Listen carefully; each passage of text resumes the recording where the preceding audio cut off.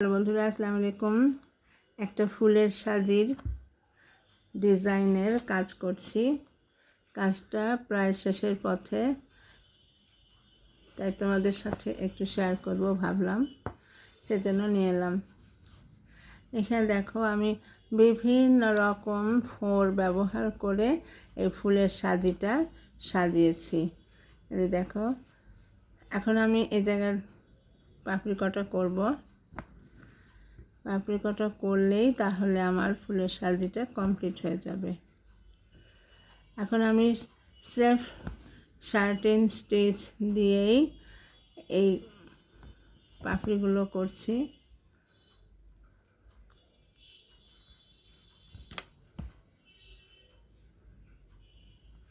এখানে আমি নানা রকম রঙের ফুলের সমাবেশ ঘটিয়েছি।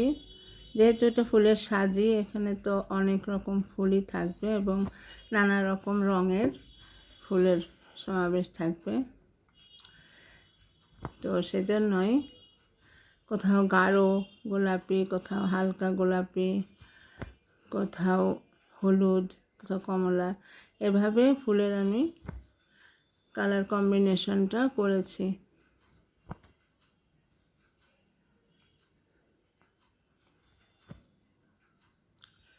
এই দেখো,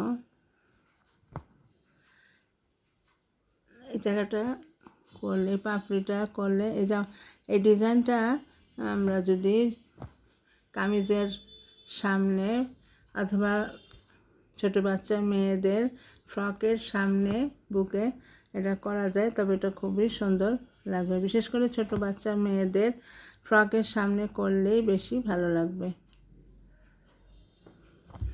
আর কালারফুল কাজ তো অবশ্যই ভালো লাগবে।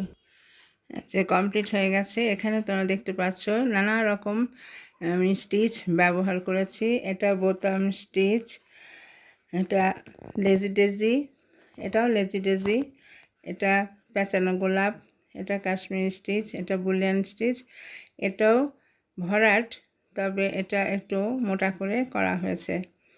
আর পাতাগুলো নানা রকম কালার কম্বিনেশন দেওয়া হয়েছে। তা এটা বাচ্চাদের ফ্রকের সামনে বুকের কাছে গলায় এটা করলে খুব সুন্দর দেখা যাবে।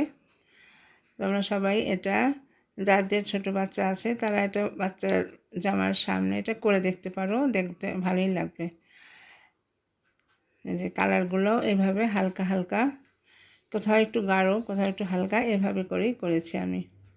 তো বন্ধুরা, ভালো লাগলে সাথে থেকো, সাবস্ক্রাইব করো, আর জামাতে করার পর কেমন লাগছে সেটা একটু কমেন্ট করে জানিও। অনেক অনেক ধন্যবাদ। আসসালামু আলাইকুম।